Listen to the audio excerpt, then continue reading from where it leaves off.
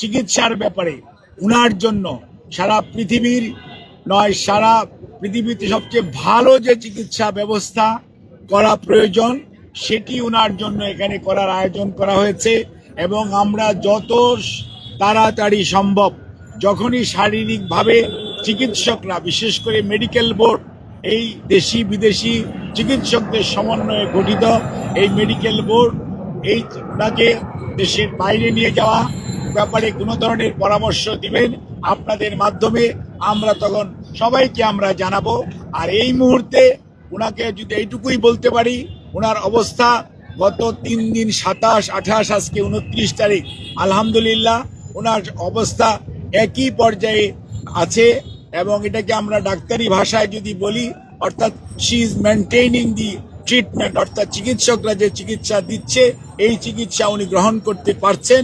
কাজে এই চিকিৎসা যাতে উনি গ্রহণ করে সুস্থ হয়ে যেতে পারেন সেই জন্য আপনারা সবাই দোয়া করবেন।